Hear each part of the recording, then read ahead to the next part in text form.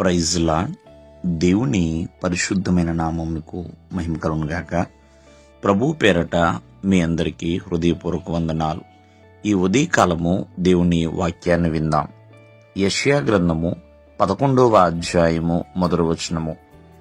యెషయి మొద్దు నుండి చిగురు పుట్టును, వాని వేరుల నుండి అంకురము ఎదిగి ఫలించును.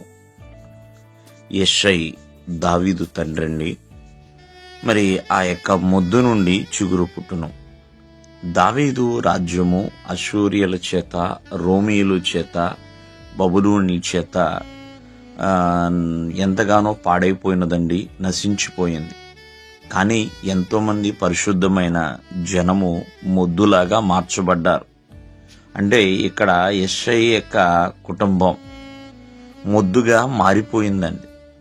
ఆ మొద్దు నుండి అంటే దావీదు పట్టణములోను, దావీదు గోత్రములోను, దావీదు వంశములోను యేసుక్రీస్తు వారు జన్మించారు. దావీదు పట్టణమైన బెత్లెహేము, మరి ఆ దావీదు గోత్రములో యేసుక్రీస్తు వారు జన్మించుతారు అని ఎప్పుడో చాలా సంవత్సరాల క్రితమే ప్రవక్త అయిన యెషయా ప్రవచించాడు. ఆ ప్రవచనము నెరవేర్చబడింది. కావున చూడండి, ఆ మొద్దులోంచి చిగురుగా యేసుక్రీస్తు వారు వచ్చారండి. ఎలాగంటే ఎదిగి ఫలించున్నట్లుగా వాని యొక్క వేరులు, అంకురము ఎదిగి ఫలించున్నట్లుగా. ప్రియమైన వాళ్ళారా, నిజమే, యేసుక్రీస్తు వారి యొక్క రాక సర్వమంతటా సంతోషమే. ఎంతోమందికి రక్షణ భాగ్యము లభించింది.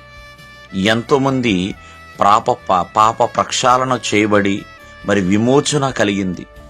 ఎంతోమంది ప్రియమైన వాళ్ళరా దేవుని రాజ్యములో చేర్చబడినట్లుగా వారిని వారి ప్రభువుకు సమర్పించుకున్నారు. ఇదేనండి ఫలింపు అంటే.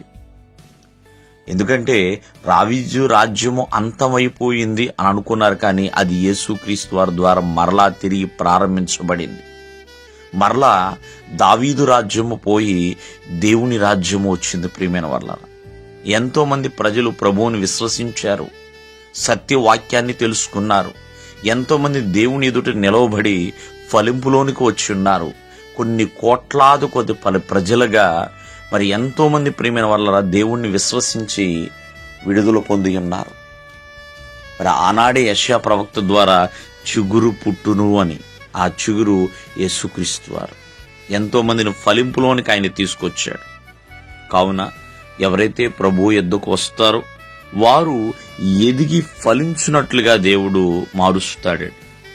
కావున ప్రతి ఒక్కరూ కూడా ఈ క్రిస్మస్ నాడు మాత్రమే, ఈ క్రిస్మస్ పండుగ దినములు మాత్రమే ప్రభు యొద్దకు రావటం కాదు, కానీ అనుదినము కూడా ప్రభువుని విశ్వసించాలి.